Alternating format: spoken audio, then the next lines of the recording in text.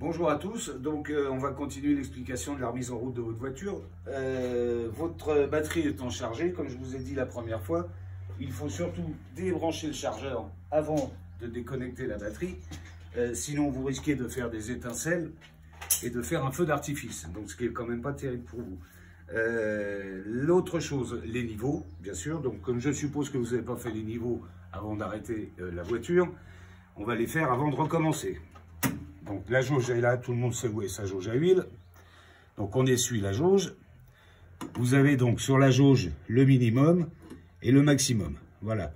Donc ce qu'il faut effectivement, c'est que l'huile soit pas au maximum, qu'elle soit un peu entre les deux. C'est quand même mieux. Donc on remet la jauge. Et là, comme la voiture est restée longtemps à l'arrêt, toute l'huile est tombée dans le carter. Donc on a un niveau qui correspond vraiment à la réalité. Vous voyez, donc on est entre le maxi et le mini, donc pour ça c'est bon. Pensez à faire les vidanges assez régulièrement. Pour ça vous le notez sur un petit cahier, vous savez combien de kilomètres vous avez fait et combien d'huile vous consommez, ce qui est quand même important. Après vous avez les freins, tout ce qui est liquide. Donc vous avez sur ce modèle là, vous avez le liquide d'embrayage et le liquide de frein. Donc visuellement on voit le niveau ici, d'accord. On sait que pareil, on est entre le mini et le maxi, plutôt le maxi et le mini, et s'il en manque, c'est que vous avez une fuite, parce que ce sont des circuits fermés, donc il n'y a pas de raison de consommer de l'huile de frein ou de l'huile d'embrayage, sauf s'il y a une fuite. Donc là, les niveaux sont bons, c'est impeccable. Après, on passe évidemment au niveau d'eau.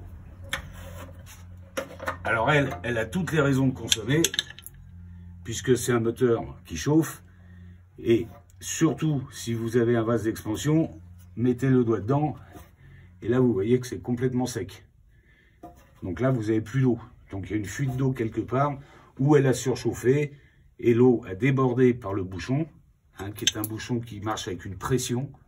La pression du bouchon est marquée ici. Voilà, vous avez ici un bouchon qui est marqué en degrés.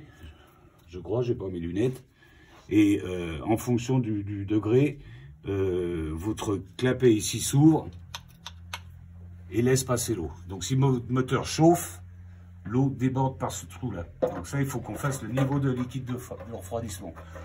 Surtout du liquide de refroidissement. Évitez de mettre de l'eau, parce que de l'eau, c'est pour du dépannage. Liquide de refroidissement, c'est pour la durée de vie du moteur. C'est quand même très important. Après, on jette un coup d'œil un peu partout. Donc, vous regardez la courroie d'alternateur. Visuellement, elle est tendue, elle est belle, elle est propre. Pas de souci particulier.